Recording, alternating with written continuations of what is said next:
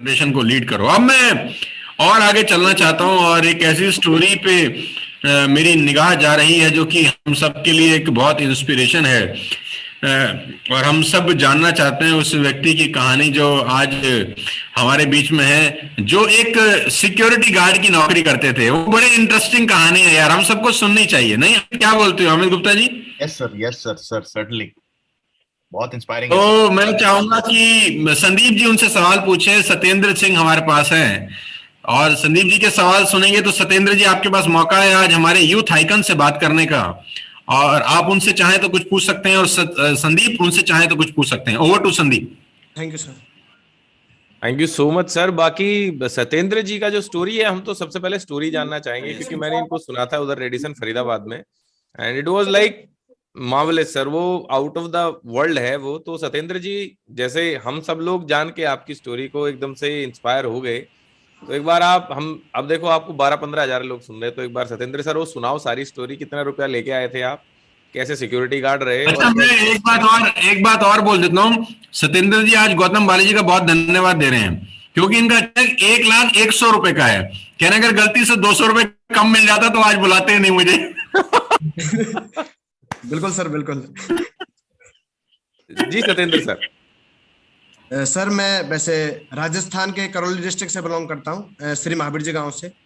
और मैं ITI second year और BA फाइनल ईयर का वैसे स्टूडेंट था। BA फाइनल ईयर में मेरी मतलब एडमिशन मैंने लिया था उस टाइम पे। फिर मैंने थोड़ा सा मतलब फीस की वजह से मेरा फीस जमा नहीं हो पाया था वहाँ पे। इस वजह से जो टीचरों ने मैं घर वहां से बाहर निकाल दिया था मैं कॉलेज से। सो मैं वहां से बाहर निकलने के बाद में जो मेरे दिमाग में कुछ भी नहीं आया। मेरे दिमाग में बस एक चीज आई थी कि अब मुझे जो फीस जमा करनी है तो उसके लिए मुझे खुद को कमाना पड़ेगा। तो मैं घर पे नहीं गया, मैंने मेरे भाई से जो सचिन से बोला कि तुम मुझे यहाँ पे किराए के लिए पैसे ले आओ और मैं कहीं जा रहा हूँ, घर पे मत बोलना। तो मैं ऐसे बोल के, और 250 रुपए थे मेरे पास में, भाई 250 रुपए लेके आया था। 250 रुपए लेने के बाद में मैं डायरेक्ट गुड़गांव के लिए वहां से निकल गया। वहां पे पहुंचने के बाद में मेरे एक परिवार के लड़के थे समंदर जी, तो उनसे मैंने बोला भाई तू जो भी बोलेगा वो जॉब करने के लिए मैं तैयार हूँ, बस मुझे कोई भी जॉब दिला दे। तो उसने बोला कि तू घर पे बता के आया कि नहीं आया। मैंने किसी को नहीं बताया। जब मुझे जॉब मिल जाएगी उस टाइम पे मैं घर वालों को कॉल कर दूंगा कि ठीक है। हम कम से कम 10 से 15 दिन हम वहां पे घूमे, लेकिन कोई भी जॉब मुझे नहीं मिली थी। वो मुझे लगा रहा था वहां पे लिफ्ट ऑपरेटिंग में। बट उसके बाद में जो मैंने बोला, मैंने कोई दिक्कत नहीं है, तुम जैसे भी किसी भी जॉब में लगाओगे मैं लग जाऊंगा, कोई दिक्कत नहीं है। उसके बाद में उन्होंने वहां पे किसी से बात की, फिर तब जाके जो मेरी उन्होंने सिक्योरिटी गार्ड की जॉब के लिए अप्लाई किया। अब वहां पे भी सर जॉब पे तुम गया, लेकिन फिर वो बोल रहे थे कि आपकी जो हाइट है वो 5 फुट 8 इंच होनी चाहिए, आपकी 5 फुट 6 इंच है। तो फिर मैं मन ही मन में सोच रहा था कि आर्मी की भर्ती थोड़ी देख रहा हूँ जो आप ऐसे बोल रहे हो। बट कोई दिक्कत नहीं, मैंने बोला सर एडजस्ट कर लो, देख लो हो जाएगा। तो चलो ठीक है, तुम इंग्लिश जानते हो क्या? मैंने सर बिल्कुल इंग्लिश से थोड़ी सी आती है कि my name Satyendra Gurjar, my father's name Harkesh Gurjar, इसके अलावा यही आता है सर बस। चलो ठीक है। उसके बाद में सर उन्होंने बोला, मुझे मेरी ड्रेस दे दी, 3 स्टार दे दिए और बेल्ट दे दिया, जूते दे दिए, कपड़े दे दिए कि तुम कल से वहां पे आ जाना। रूल्स बता दिए कि पर डे आपको सेविंग करनी है और PT की टाइम पे यहाँ पे आपको पहले पहुंच जाना 10-15 मिनट पहले। मैंने बोला ठीक है। घर से सुबह 6 बजे मतलब जाके तैयार होके बिल्कुल 7 बजे हम लोग घर से निकल जाते थे हमारे रूम से। निकलने के बाद में 8 बजे वहां पे पहुंच जाते थे। फिर से 8 बजे से अगले मतलब शाम के 8 बजे तक हम वहीं पे रहते थे। उसके बाद में वहां से निकलने के बाद में रूम पे कम से कम 9 बजे 9:30 बजे के आसपास पहुंचते, फिर खाना वाना बनाते। उसके बाद में शायद 11 से 12 बजे के आसपास हम सोते थे। फिर बाद में सुबह जाके ये चीज करनी थी, पहले सेविंग करो, नहाओ धो। सर एक छोटा सा रूम था, उसके अंदर जो हम 4 लोग रहते थे। और घर वालों ने कॉल किया मुझे उस टाइम पे कि कैसा चल रहा है काम, कैसा क्या कुछ लग रहा है। मैंने हाँ बहुत अच्छा, कोई दिक्कत नहीं, बहुत अच्छी नौकरी है, बिल्कुल कोई भी दुख नहीं है, बहुत अच्छे से जी रहा हूँ। क्योंकि अब घर वालों को मैं उस वजह से तो मैं दुख नहीं देना चाहता था कि मेरी वजह से घर वाले दुखी हो। उसके बाद में जो मैंने जॉब करता रहा, फिर 12,000 रुपये मुझे मिलते थे। मेरी वहां पे ड्यूटी थी लेबर एंट्री की, और पार्किंग की मेरी एंट्री थी वहां पे। गेट पास वगैरह बनाना, कोरोना चेक करना, ये मेरा वहां पे काम था। उसके बाद में जो धीरे धीरे मुझे देव सर का कॉल आया, तो देव सर ने मुझे सिर्फ एक बात बोली थी कि सत्येंद्र तुम अपनी जिंदगी बिगाड़ो मत। फिर मैंने मेरे पास में एक मौका है और तुम TSS ज्वाइन करो, यहाँ पे आने के बाद तुम अपने हर सपने सच कर सकते हो। तो मैंने इन पे यकीन तो कर लिया, बट मैंने इनसे बोला था सर कि मेरे पापा हैं, जो मेरे पापा आप मना कर देंगे, मेरे पापा नहीं मानेंगे। देव सर ने बोला कि आपके पापा से मेरी बात करा दो। जब देव सर ने मेरे पापा से बात की और पापा को उन्होंने मनाया, लेकिन पापा नहीं माने, तो फिर देव सर ने पापा से एक बात बोली थी कि मात्र आपके लड़के को 3 महीने के लिए मुझे दे दो, और अगर आपका लड़का सक्सेस ना हो तो 30,000 रुपया मुझसे ले लेना। फिर मैंने पापा से पूछा, पापा मैं क्या करूं बताओ। पापा ने मुझे एक बात बोली कि मेरी तरफ से तो तू कुआं में गिर जा, मुझे कोई मतलब नहीं है।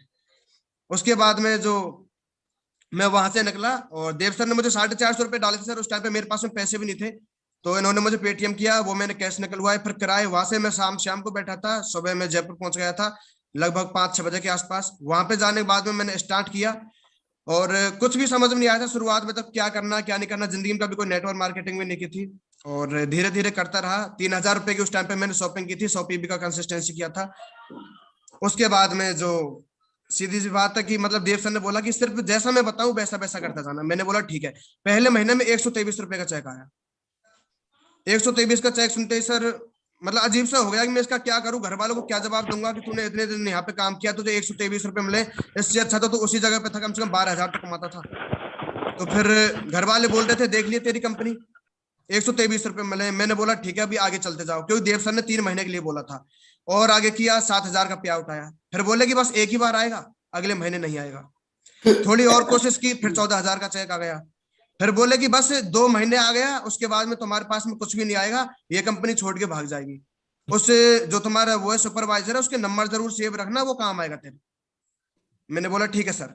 उसके बाद में 27,000 का आ गया, और धीरे धीरे आज TSS की एजुकेशन से और आप सर सभी की आशीर्वाद के कारण आज जो चेक है 1,01,61 रुपए पे आ गए। क्या बात है, क्या बात है, सुपर सुपर।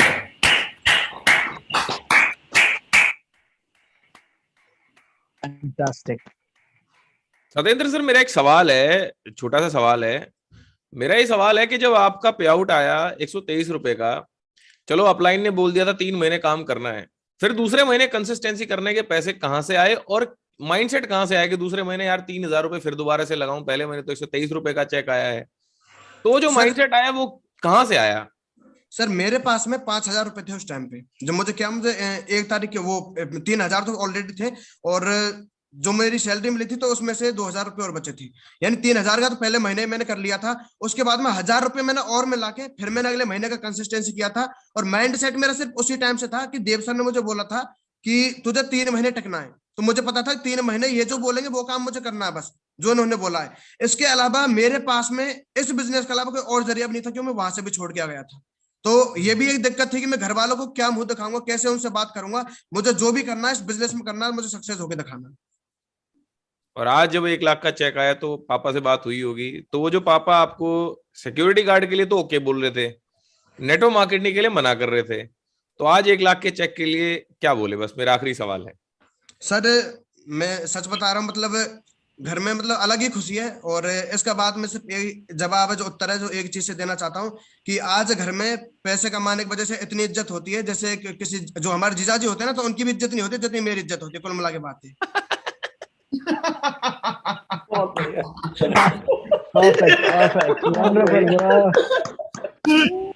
ये दिल से निकली हुई बात होती है ना, वो अलग ही दिखाई देती है। सत्येंद्र, मेरा एक सवाल और है। मैं संदीप जी का थोड़ा सा बीच में सवाल ले लेता हूँ। बहुत सारे लोग ऐसे हैं जो कह रहे हैं वेस्टेज बड़ा मुश्किल है, उसके बारे में कुछ बोलना चाहते हो क्या? सर मैं बस एक चीज बोलना चाहता हूँ कि मुश्किल कोई भी चीज नहीं है। मैंने आप से एक चीज सीखी है कि कंसिस्टेंसी, चाहे वो कोई भी चीज हो, किसी भी चीज हो, अगर हम हर चीज को बार बार करेंगे ना तो 101% हम उसमें सक्सेस हो जाएंगे। Consistency is the key of success. Sir आप इसे मैंने सीखा है। सो अब तो अंग्रेजी आ गई तेरे को? थोड़ी थोड़ी आती है ना। बहुत बहुत बधाई सत्येंद्र। जितने भी लोग, करीब करीब 10,000 से ज्यादा लोग इस वक्त हमें सुन रहे हैं, मैं आप सबको बता देना चाहता हूं कि एक नॉर्मल सिक्योरिटी गार्ड जो गुड़गांव के DLF कैमेलियाज में 12,000 रुपए की सिक्योरिटी गार्ड की नौकरी करता था, जिसका पहला चेक मात्र 125 रुपए का था, आज उसका चेक 1 लाख रुपए का है। लेडीज एंड जेंटलमैन, ये अपने आप में बताता है कि इस सिस्टम में जो दम है वो दम हिंदुस्तान के किसी और सिस्टम में नहीं हो सकता। अगर आप मेहनत करें, अगर आप लगन से लगे रहे, अगर आप अपने अपलाइन के सबमिशन मोड में रहे, अगर आप एक टक होके लक्ष्य के ऊपर नजर रखें, तो सत्येंद्र गुर्जर अगर कर सकते हैं तो एवरीबडी कैन डू इट।